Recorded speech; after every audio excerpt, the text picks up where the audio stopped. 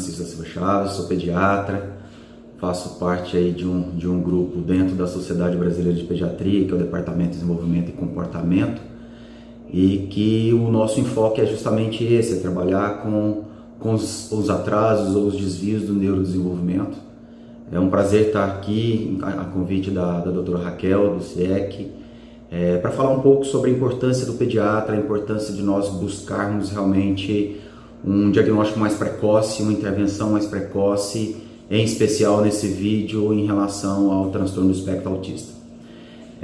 A pediatria ela tem se modernizado um pouco, a gente tem tentado ao longo desse tempo, junto ao departamento, junto à Sociedade Brasileira de Pediatria e junto com os pediatras, com cursos e com várias outras ferramentas de orientações em relação ao diagnóstico precoce dos desvios de neurodesenvolvimento. E o autismo não é diferente, até pela sua grande prevalência, a sua grande necessidade realmente de início precoce de intervenção.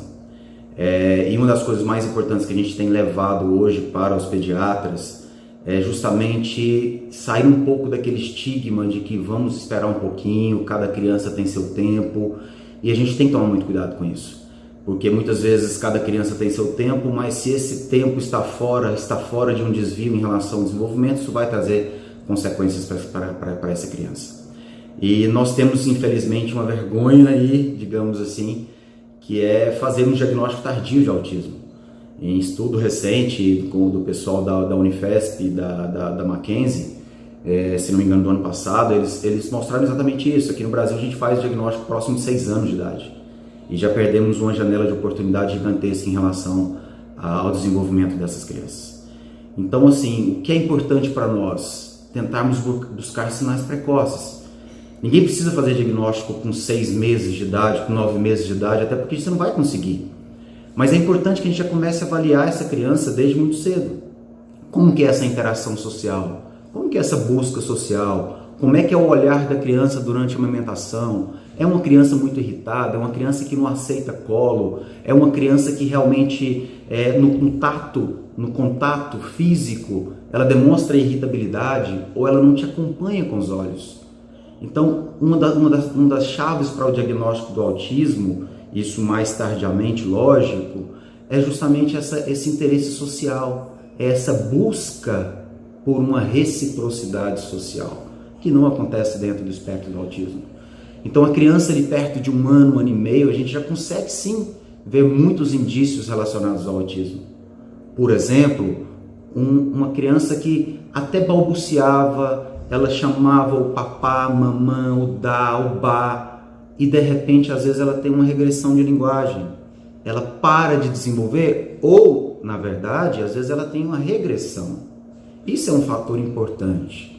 E isso não tem nada a ver com vacina porque fez vacina com 15 meses. Não, isso faz parte, inclusive, de uma das evoluções mais comuns do espectro do autismo, que é essa evolução, por volta entre 1 ano e 2 anos de idade.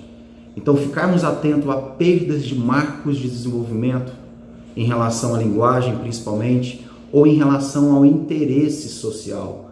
A criança que busca menos os pais, a criança que busca menos as pessoas da sua convivência, a criança que às vezes tenta se comunicar apenas para um interesse restrito. Eu busco a minha intenção apenas para a minha subsistência, para a minha necessidade.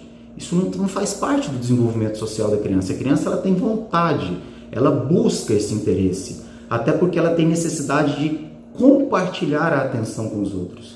Então, quando nós temos uma criança que não compartilha a atenção com os outros, ou ela tem uma busca de interação que é muito restrita apenas a um interesse específico, ela usa o adulto, ela usa as pessoas apenas como ferramentas de necessidade de conquista ao que ela precisa, e ela não busca essa linguagem social para uma interação mais global, isso é um sinal de alerta importantíssimo, e às vezes já é o principal sinal para um diagnóstico. Então, assim, o que eu deixo aqui nesse vídeo é principalmente para que nós possamos observar desde muito cedo como que é o interesse social dessa criança. Ela busca apenas para o que ela precisa ou ela realmente tem intenção de se comunicar que não seja apenas pelo interesse dela?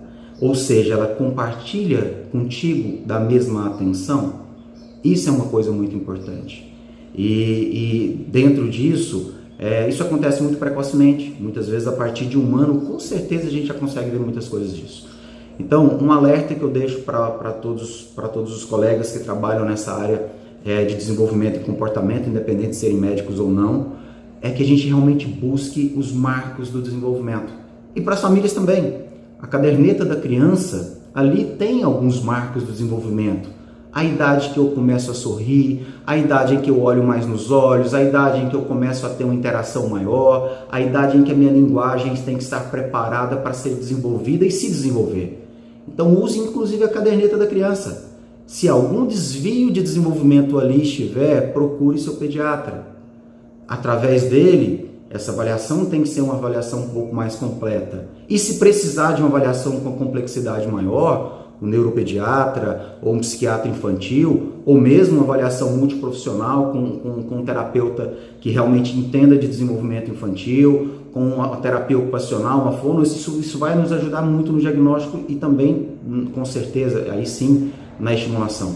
Mas não deixem de realmente observar os marcos do desenvolvimento. Seu filho está andando na época certa, está sentando na época certa, falando na época certa, está tendo um contato social adequado, está tendo um sorriso social adequado? Ótimo. Se isso não acontece, não espere, procure ajuda.